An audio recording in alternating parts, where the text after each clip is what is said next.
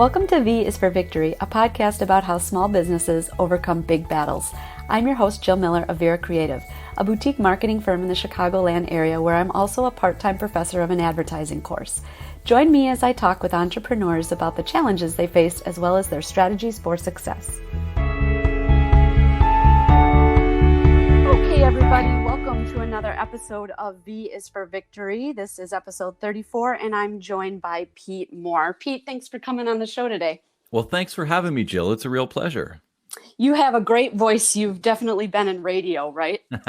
I have not a whole lot, but I actually have had a radio background and have done a little bit of voice work and stuff like that over the years too. Yeah, one of my favorite podcast guests actually is a voiceover guy, and I don't know. It was a great episode. I love listening to it. I love his voice. You guys have very similar voices. He took me inside the voice. I just kind of found that really fascinating. But for you, tell our listeners who you are, what you do, and how you came to know what you know. Well, how long is this episode? Well, I can, to be honest, and to sort of carve it up into 1 minute type thing. I'm a lifelong entrepreneur, Jill. It's pretty much all I've ever done. And I've always loved being in business for myself, working with other entrepreneurs, doing everything around business. And it gives me energy. It doesn't take it away. So, when things actually fill your tank as opposed to drain them, I think you're doing the right thing. And so from that perspective, I've always owned my own business since I was 23. I came out of university, bought my first franchise, and owned that from 94 to 2009, so for 15 years. And in that time, we also bought another business, and we grew it from 30 customers to 300 customers in the cleaning industry. So I had two kind of running. And then I went back to school, did my executive MBA in 2007 to 2009, and thought I'd come out of business. I wanted to go into that and say, you know what, maybe I've done small business for 15 years. Maybe I should try my hat at bigger business. And so through that executive MBA, my goal was to have sold my other two businesses by the time I graduated, which I did do.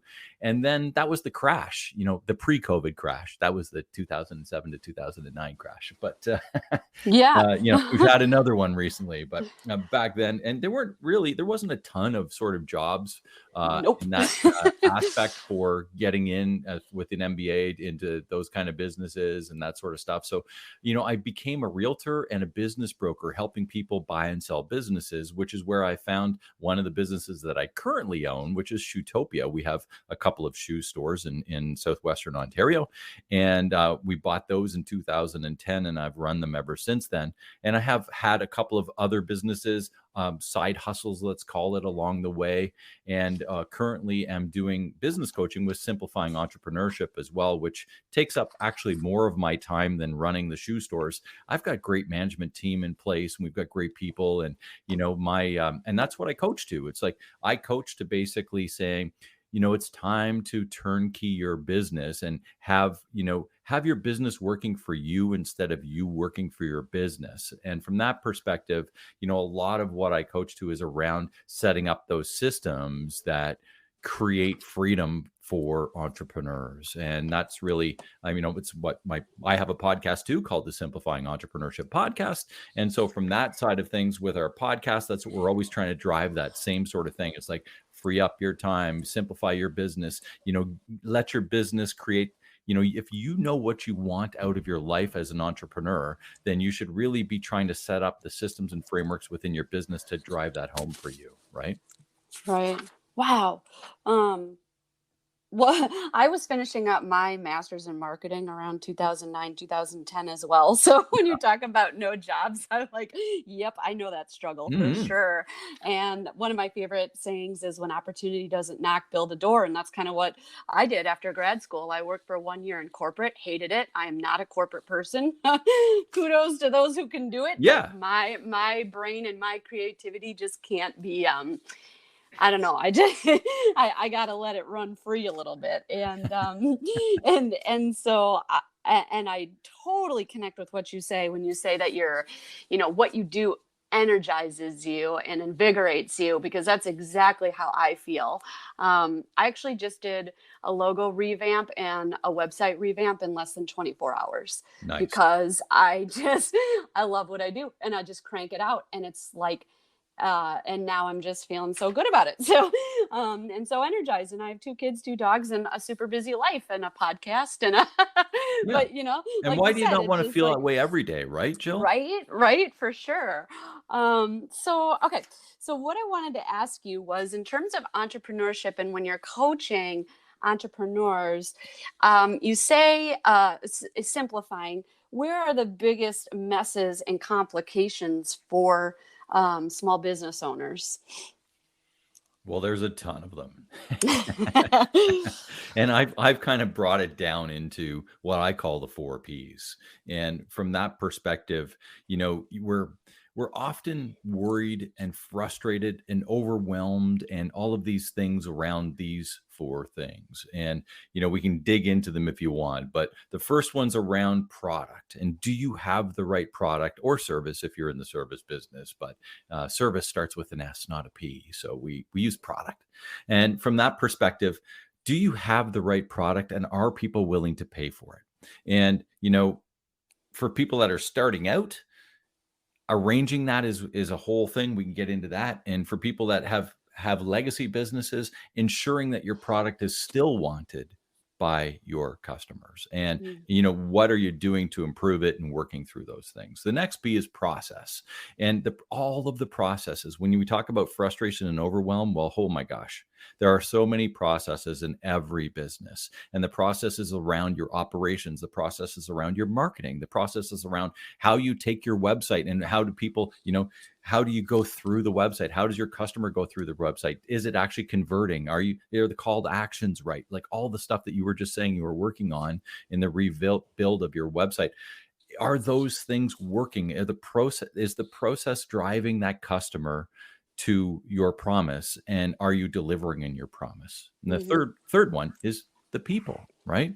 So you've got the right product. We've got all the right processes that wrap around that product in order to deliver a promise to the people. And the people I bring down into 3 different areas. One is your team. Do you have the right team that is there behind you? All sorts of processes and stuff around that. The second one is your suppliers. Like who's helping you deliver that product? Your outsource partners, your wholesalers, all of the suppliers that make up what your offer is. And the last one is your ideal client. That's just as important as your team and all this other stuff. In ensuring that you have the ideal client and that you're working with the people that are going to bring you the most and that you can deliver to the most. And when you have that, you get to the 4th P. And the 4th P is profit. And we all need profit, in order to keep the businesses going. And there's all sorts of stats out there about how many businesses fail and all that other stuff. And typically they usually fail because of cash flow, right? And cash flow doesn't equal profit, but it's essentially cash is the issue. And, when we have these things lined up, those first 3, the right product, the right process, the right people, then we can have profit. And when we talked about that sort of overwhelm and all of that sort of stuff, what do most successful entrepreneurs want? They want their time back, mhm, yep, right? yep. They want their time back. So what can you do with profit? Well, you can start reinvesting that profit back into people to take over the Mm, duties that you have as the manager of those different areas and move yourself up in the organization to be the leader. Because the managing end of things in your organization, the doing part of your organization is what takes the time. right. Right. Yeah. So when you can arrange your accountabilities, your process, your dashboards, all of these different things and the different frameworks that surround that in a way that makes sense for you as the leader to go in there and oversee that stuff, then life gets good and you can have your freedoms back. So that's the sort of idea, the 5-minute version of turning your frustrations into freedoms through aligning those different pieces. And of course, there's just a ton of stuff around each of those different pieces and frameworks around them. But essentially, once we have that, And there's no perfect process. Let's face it. None of this is ever perfect. We're always trying to perfect them, but they're never perfect. And I think from that perspective, we have to understand that, it's never going to be absolutely right, but we're always in a never ending situation where we want to be perfecting things and make them even better so that we can get our time back. We can have less frustration. We can have more freedom. And the real power there is when you can do the very same thing for your team as well. And you're elevating them into the next step and you're bringing them on board. And that's when you have this sort of culture around the fact that people truly understand what it is you're trying to deliver and everybody's on board. And we don't go through the mass resignations that's happening now because people are they don't know what their piece of the business is. They don't understand where they fit in. So they're like, I'm not staying in here. I want to go to work with a company that has a real vision and stuff like that. And that's where when you become the leader of the business in outlining all this stuff, it's all about the communication of why all of these things matter, so that we can actually drive our promise back to our customer, because ultimately without the customer, there's no business, right? Right. For sure. So what about, we talk a lot about frustration and overwhelm when you're working with a business owner, an entrepreneur. How much do you think of your coaching is around just their mindset and shifting their mindset and their way of thinking versus do X, Y, and Z to accomplish, A, B, and C? 50 to 60%. So a lot. Yeah. Because you have to be in the right mindset in order to do those things. Right. And you have to understand why you're doing it. So a big part of the people that I work with, almost every client that I take on, we go through sort of a life plan type thing as well, because as you're the business owner, again, it's all about creating the business that's going to give you the life you want, not working for your business. You're having your business work for you. So, so a lot of people, they start their business and they just kind of get mired down in this stuff. And 10 years later, they look back and they're like, oh my God, I've just worked 70 hours a week for the last 10 years. And I'm no further ahead in having the things that I actually want in life. Maybe I have more money, but all of those other things, my relationships haven't worked right. My health isn't very good. All those buckets, what I call the buckets of life. And from that perspective, it's understanding what you want out of your health, your wealth, your relationships, your mission and purpose for your business and for your life. And, understanding those things thoroughly so that you can actually have your business deliver those to you. And I'm not saying it's going to deliver them to you in the next year. I'm saying it's a process. But if you don't start by understanding where you're trying to go, then those kind of things fall sort of behind as the fires that often come up every day as running our business just take over everything. Yeah, I was thinking that along those lines, in terms of people get caught up in the day to day without that long-term vision, without the goal work, for sure. So when you work with a client, do you have like a vetting process that they go through before you decide if you want to work with them, or you take on anyone and everyone? No, I don't. There's only so many hours in the day. So from that perspective, I really, we have, from my side of things, I set up a discovery call with people and we go through a conversation and find out what they truly want. So, and where they see themselves in 3 years and that sort of stuff. And we put together a plan to make that happen. And if that works, and, there's a few other things to it, of course, but from a right fit perspective, I don't want to work with people that don't sort of want to take action. So I want to, first of all, make sure that they're actually ready to do, from that perspective. Are you actually ready to commit to actually moving this ball forward? Because if you're not, then we're just talking to talk. And, not that a lot of people aren't great people to talk to. I love to talk, but we want to actually see some things happen. Right. And so accountability is a big part of that. One of the things that I'm literally in the midst of upgrading right now and should be upgraded literally by the end of this month is I have an assessment on my website at Simplifying Entrepreneurship. So if you just go to Simplifying Entrepreneurship in the upper right-hand corner, take the assessment. I've got a great one there now. There's going to be an even better one that's coming up later this month. And from that perspective, that assessment, it takes about 15 minutes to do, and it really lets you know what areas of your business and leadership style are really working for you and which ones you need to work on. And it'll spit you back a report that's, depending on how you answer the questions, anywhere from 50 to 65 pages Wow. of information. It's pretty substantial. And from that perspective, it really gives you a good guideline as to, okay, and especially here we're recording this in sort of mid-October. As we line up for the sort of the end of the year and all this sort of stuff, everybody's kind of resetting some of those things. It's like, okay, so what are your goals for next year? And you can start to take a look at this, and is it leadership that I need help with? Is it sales that I need help with? Is it my marketing component? Is it my management and execution? All these different things. And then it gives you some tips and tools of how you can push that ball ahead yourself. And then, if you want to talk to a coach like me or someone else, it gives you the guidance as to who you should be talking to, because you want help in the areas that you need help with. And you don't necessarily need help in the areas that you're already doing well with. Right. That's quite the tool. Did you develop that yourself, or what did that look like? Yeah. I'm looking at it now, but I'm just like, wow. Yeah. So the tool itself, I'm a Business Made Simple certified coach.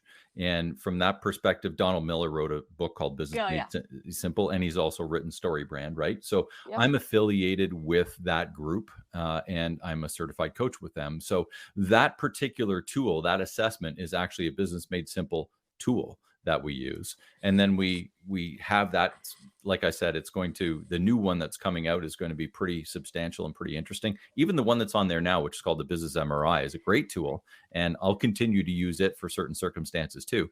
But the new one is going to be even better. So I'm excited about the launch for that, and that's due to launch sort of at the end of October here. So I've already seen all the previews for it, and I'm taking the test myself, and it's pretty impressive. So I encourage anybody here, all you have to do is go to my site, click take the assessment, and you can go ahead. It takes about 15 minutes. Yeah, cool. I'll link that in the episode notes too for everybody to take a look at. Thank you. So if you could use Shoetopia as an example to go through the 4 Ps, like how did that flush out? How did that play out? I could use that. I mean, that's one thing. I mean, I love the fact that I still run businesses because I can test all this stuff in my own businesses, right? Right. And I do. I mean, that's a big part of where I come up with a lot of my ideas and different things. And when we look at the product, Shootopia's been around for 20 years now, 20 plus years. I've owned it for 11. And we've added some stores. We actually closed a store too. One of my learning lessons along the way. Not everything is joy and bliss when you're a business owner. As much as it's not like it's not always like, let's drive the Ferrari and live in Hawaii and go to the Eiffel Tower for the weekend and stuff like that. It's like, okay, what are we going to do because things aren't going so well this year? And we just went through COVID, and here in Ontario, we were closed for 20 weeks to the public. Oh my God. 8 weeks one time, 8 weeks another time, 6 weeks another time. Right. So we were closed 20 weeks, and sure, we could do some online stuff, and we did, and we were doing curbside, people drive up the curb. It's like, here's your shoes and stuff like that. And, doing some of that kind of thing, but, literally closed. So we went through some trials and tribulations along that. But along that, we really narrowed down a bunch of stuff, and we really honed our business to the point where our last closure was this spring. So we opened again sort of mid-May, and I've had my best ever June, my best ever July, a really good August, and my best ever September since we've reopened. And why did that happen? Well, it happened for a variety of different reasons. But, a lot of this stuff that we talk about, the product, the process, and the people, are the reasons why that happened. I can go back a couple of years ago, before all the COVID stuff. We sell comfort shoes. We sell Birkenstocks and Blundstones and New Balance and Merrells and all that kind of stuff. We're not selling, 6-inch stilettos and that kind of stuff. It's more of a comfort shoe store. I already found a pair of boots I want. Hey, sweet. from that perspective, and to be honest, I can only ship to people in Canada. So that's the Oh. problem, because by the time you cross the border and all that stuff, Oh. it causes issues, right? Yeah. But as much as I'd love to ship anybody who's listening some stuff from Shoetopia.ca, that's one of the frustrations of the book. Oh, right, But, right. It's a limitation. But yeah. But when we look at product, I'll just use Shoetopia as one of them. We used to sell kids shoes. We don't sell kids shoes anymore. And why is that? Well, it's because they didn't add up. They didn't, we brought in all these kid shoes. We had bunks and bunks and bunks of kid shoes, and nobody ever came to shop with us for their kid shoes unless they were on sale at 70% off. Well, at 70% off, I don't make a dime. In fact, I lose on every pair that I sell, right? So when you look at those kind of things with the product, you have to purge those areas of your product or service that don't make you money. And you have to invest more and more and more in the ones that do. And you have to be continuously testing, continuously looking at those different areas with statistics and with surveys and with all sorts of different things around those to see whatever that product or service you're offering is. Because a lot of people just say, well, hey, another shoe store may say, well, we've always carried kids shoes. Yeah. And it's like, yeah, you got to have kids shoes. I mean, we've always carried kids shoes. Well, if kids shoes take up a third of your store and don't make you a dime, why are you carrying them? Just because you always did? My favorite is, but my competitor does it. Right. Yeah. For what? It's like, who cares what they're doing? You're not them. Who cares? Yeah. That's my question. Who cares what your competitor's doing? You're trying to build your business for your customer. And if your customer isn't buying kid shoes, then you shouldn't have kid shoes. Right. And so that's just one example of sort of that product mix. And when the other example is for people that are starting up, for people that are new, how much time are you going to spend perfecting your product before you release it to the public? I can't tell you how many people I've talked to that have, spent a year trying to perfect their product and still don't have a check yet. Yeah. And they're going to have a 2.0 once they do finally launch. It's going to have to change again anyways. I think people people struggle, I think, to understand that. And I talk a lot about that on this podcast is where you get trapped in always wanting more education, always wanting to have it 100% perfect before you put it out there. I'm so not like that. I mean, I'm a little bit, even though I love research, I'm just going to do it, and I do it. Yeah. Right. And I think, you can fix stuff along the way. Yeah. You just need to get it out there to see if there's actually anybody willing to pay for it. We talked a little bit earlier about the idea that cash flow kills. And if you don't have any cash flow and you're investing all your stuff into doing all these other things in the hopes that somebody will buy, no. Let's turn that around and say, will somebody buy? Then we'll invest all those things. Right. Yeah. So from that perspective, we've gone through some of that at Shoetopia. We've cleaned up, and you can see whether it's a department or whether it's a brand. Some brands sell, some brands don't. Some they have a life expectancy of brands. Crocs are big one year, they're not big another year. Whatever the case is. Birkenstocks are in style at high school, they're not in style at high school. All of these different things, and that goes with your business too. And it doesn't matter whether it's a retail business or whether it's a service business or whatever. Things come in and out of flavor, and making sure and insisting that you're always in flavor with whatever you're offering, and the stuff that isn't in flavor anymore takes a backseat or maybe even gets moved entirely out, are things that you need to continue to look at. And that's actually part of the process. When we talk about the next P, the process. So how are you evaluating what you're offering? How are you evaluating those different things? And we did a ton of work in the process at Shoetopia during those closures. We didn't just close and hang our head and go home and sort of, watch Netflix. We, and to be honest, I did have to lay off my sales team, but our management team, because there wasn't any sales, happening other than our online sales, but our management team was hard at it. We changed our point of sale system during one of the closures. We moved ahead with different things. We changed the way we're doing some reporting. We overhauled our website. We did all sorts of different things. I was on camera almost every day, doing Facebook lives and Instagram lives and YouTubes and stuff like this to try to get, to have those conversations that we would normally have in the store with whoever would listen. So, the processes change during those times. And some of those processes that we did are going to continue forever because they were good and they work. And what's that done? Well, it's brought us even more business when we're back and open again. As I mentioned, we had 3 out of the 4 last months were our best ever months for those. And August, which didn't meet best ever, was still a really good month. It just wasn't the best ever August we ever had. So, and that's also with a supply chain that's corrupted and broken.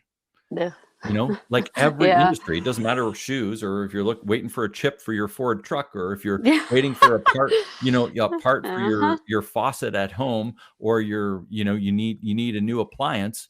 Everybody's short trying to get their stuff, right? And so we're incredibly understocked at our stores, yet we're doing even more volume and more profitable than we were before COVID. So, those kind of things are, how are you aligning the processes that are going to make that happen, and the people? So we take that from a perspective of the people around Shoetopia. When we're using Shoetopia as an example, I have an awesome team, and we've built that awesome team through time. And it takes time, but it also takes the right process in order to bring those people on and make sure that you're always communicating what it is from a leadership perspective you're trying to do, so that everybody understands when they come into the business and when they're in the business and when they leave the business too, what Shoetopia is all about. And if they get that and they're on board, then you're going to keep them. And it's part of the whole thing to bring these people so that they're oozing what your business is all about, so that when your customers come in, they get it too. Everybody knows, everybody's on board. It's that sort of system. And I mean, when I look at one of the tools that I coach with, and we try to develop with people, some of the clients that are interested, I call it the heart model. And one of the heart model things for Shoetopia, we kind of, at the center of our heart model is our client, of course. And it's the sort of phrase that we use around that is, we want them to feel, or to look great and feel fantastic. So if they can leave the store and look back as they're walking out the store, look back at the Shoetopia logo and say, geez, I feel great. I look great. I mean, this was a great experience. Shoetopia is my favorite shoe store. Then we've delivered our promise, right? And I pack that promise into 9 letters. And those 9 letters are ooh, ah, and aha. So if you look in the mirror and you're looking in the mirror and you're kind of going, ooh, I look pretty good, and you kind of close your eyes and you're kind of there and you're kind of going, these feel awesome. And then you kind of say, geez, I don't know that I can't remember the last time I had a shoe that looked great and felt awesome. That's my aha moment. So if I can deliver ooh, ah, and aha, then our team, our client, everybody's in alignment with, that's why I go to Shoetopia for my shoes. Yeah, I think for me and the people that I work with, the part that people struggle the most with is evaluating the process. They just don't do it. Right. I don't even know if it occurs to some people to do it. No, exactly. You need to set up the dashboards in the scorecards around what that process looks like, so that, we have dashboards, and we go through them. And I just had my weekly meeting earlier this morning with my management team, where we sit down, we go through those things. Did we meet our week? Did we go through this? How are we doing on our web sales? What are we doing at this store? What are we doing on this store? We're actually going through the hiring process and hiring a new person. And is our onboarding procedure right? Is there anything we need to change? What happened last time versus what's going to happen this time? Do we need to tweak something? Is it better? All of those things you're always continuously improving things, but you need to actually start somewhere. Right. You got to be curious Yeah. too. I think a lot of people just aren't curious about it because they don't want to know the answer. Because if they are failing in that area, maybe they don't know how to fix it or want to fix it or have the time or the money or the this or the that excuse, essentially. But, I feel like sometimes people just don't ask the questions because they don't want to know the answer. Well, if you're in business for yourself, you better want to know. Yeah, I agree. If you want to be successful, well, not even successful, if you just want to last. Because there's no one else that's going to hold you accountable except for you. Right. Again, there's no one else who's going to hold you accountable except for you. And that's the Yeah. difference between being your own boss and having living in a corporate world, right? People who are coming out of the corporate world and through this mass resignation say, I'm just going to be my own boss. Good, but there's nobody going to tell you what to do. And, Yeah. if you've been in corporate life for 25, 30 years and you're kind of expecting that somebody's going to tell you what to do, it's a reckoning when nobody is there. Yeah. Right. And that's part of what I do too, is really to be that sounding board, to be that sort of accountability coach, to be, and to guide them through some of the processes for the startups that I work with. And I don't work with a ton of startups, but for the ones that I do, that's that kind of thing where the majority of the people that I'm working with are already successful and want to do even more and be even better and get their time back and all this other stuff that we were talking about. But from that startup side, this is one of the things that I'm going to, call out right now, because I really see that as being a problem for a lot of people leaving the corporate world to just say, hey, I'll be my own consultant, I'll be my own whatever, and I'll just do my own thing. Well, there's more to it than that. There's nobody going to be holding your hand, nobody going to be telling you, hey, where's the Friday report? Like, you actually have to go out there and do that. And I think some people sort of think that's easier than maybe it is, Jill. Oh, I think a lot of people do. Yeah. I think it's just that it's like a human nature thing. You always think somebody else's job is easier than yours, or something is easy. Everything's always easier said than done, for sure. And I think too that there's a lack of ability to just stick with and see it through. I know a lot of entrepreneurs, and many of them who I'm even, very close with, that 1 month they got this going on, and then they don't even give it a chance to succeed before they ditch it and move on to something else. So I think that there's this delicate balance of giving something an opportunity to see if it's going to work for you versus, just jumping ship right away when something doesn't work. That's Yeah. an interesting thought too, Jill, around that. And I think that kind of ties back to, what do you want out of your life? Right. When we talked a little bit about this idea of, what do you truly want? And if you truly have the real clear picture of what you want out of your life, and you're going to actually develop a business that's going to deliver that, then why would you ever want to quit it? It may take longer than you anticipated, but ultimately, why would you ever want to stop that process if you're very clear? Because my feeling, I have another model called the Wheel of Momentum. And from that perspective, the fundamental of that is, clarity creates confidence, and confidence ignites momentum. And usually when people stop after a month or so, it's because they don't have any confidence, because they really weren't clear with what they were going to deliver in the first place. I like that. Clarity creates confidence. Confidence, what drives momentum? Yeah, What'd you say? I Sorry. say ignites, Yeah. but Oh, same sort of ignites. idea. Yeah. That's great. So, in terms of just leaving our listeners today with one really tangible kind of punch in the gut, something that's really going to hit home. What's your advice for people today? What do they need to hear? What do they need to know, do you think, the most? Well, I mean, we've talked a lot about different. It depends on what stage they're at, Jill. Yeah, that's true. I think the biggest thing you need to do, and the biggest thing that anybody needs to do, is to communicate properly. Communicate not only with the team, your clients, but communicate with yourself. Take the time to really communicate with yourself about what worries you, what your wants are in life, so that you can create the business to deliver the wins. And what are those frustrations that you're all that keep you up at night? Acknowledge them. And what are you going to take actionable steps to move forward to create the freedoms of those? And that's kind of what our whole talk about was today. It's like, these are the things you need to do, and these are the steps you need to take to remove those frustrations and turn them into freedoms. And I mean, we can unpack each of those 4 Ps for hours and hours and hours, Yeah. and all the things around it. But if you start thinking about those, okay, so if you just take them now and say, okay, what's the one thing I need to change with my product? What's the one process I can implement today? What's one of the things that I could either do to improve my team, my supplier base, or my customer base? Well, you've got 3 things there that you can be actionable on in 5 minutes after you turn off the podcast. And I think Hmm. those are things that we always have to be resetting. And those are the things that as leaders, when we're working, when we take that time that we should be taking every week or every day to work on your business and not in your business, those are the things that we need to be looking at. And those are the things that a lot of owners don't look at even from month to month or year to Hmm. year sometimes. Hmm. I agree. Take me through your podcast really quick. I want listeners to know what they can expect when they go there. Great. Well, thanks, Jill. And it's called the Simplifying Entrepreneurship Podcast. Go figure. That's the name of my business and Yeah. podcast.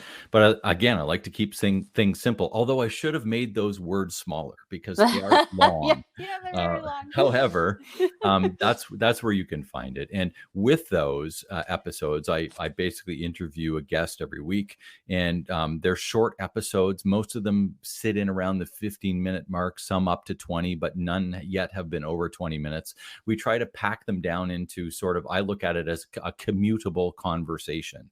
So if you commute to work these days, you can sort of pop it on in the car and or on the bus or whatever the case is, on the train, and give it a listen to or from on the way to work, or maybe on a jog or something like that. But the idea behind it is we're having a quick conversation around one topic, and at the end of that conversation, we have an actionable step. Just like I said today, here are the 3 actionable steps: take product, process, and people, do one thing, right? So at Hmm. the end of every episode, you should be able to take an actionable step on whatever that topic is from the conversation that we had to improve your business and to make it even better, so that it's going to work even more for you in delivering the life that you want. That's why you got into business in the first place. That's why you're a leader in business. So let's make the best of our lives. That's great. What's next for you personally in your life? Like, what's the next step? Where do you go from here? So for me, I've always got next steps, Jill, when I look at different things, and I'm expanding some programs for my business. I'm excited about a program that I'm putting together, a year-long program that's going to be every month. We'll do a half-day session, and then we have follow-ups in between with a group of leaders. I'm actually doing a bunch of podcasts right now this quarter, so that I can align around writing a book, which is Oh, yeah. on the same sort of idea of frustrations to freedoms, and how to create those with different tools and tips and things within it. So lots of stuff going on the simplifying entrepreneurship side of things. And I'm a musician, like to play some Oh, music with my buddies, and we haven't been doing much of that through COVID. So on the personal side, want to get back to playing a little bit more music, and enjoying some. And winter's coming here in Ontario, so maybe do a little downhill skiing in another couple of months as the ski hills start opening up, and do some things. So always looking at different things to do and stay active, not only within my businesses, but within my life, and enjoy my life and my family and my relationships. oh, I love that. You got practicing in your garage or in your basement, or you got a studio where you jamming. Yeah, well, if we were on video here today, you'd see my office, and I've got a bunch Okay. of instruments in behind me here. And That's great.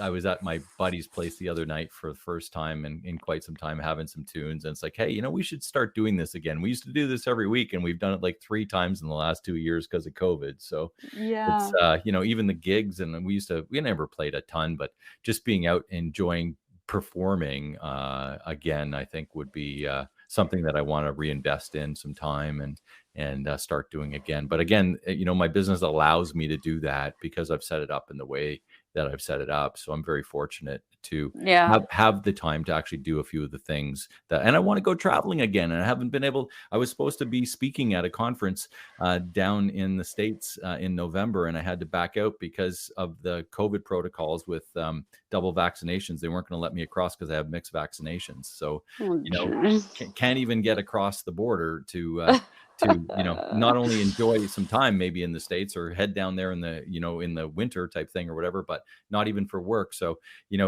and that's changing too. So as things lighten up and as we move ahead, lots of stuff on the go.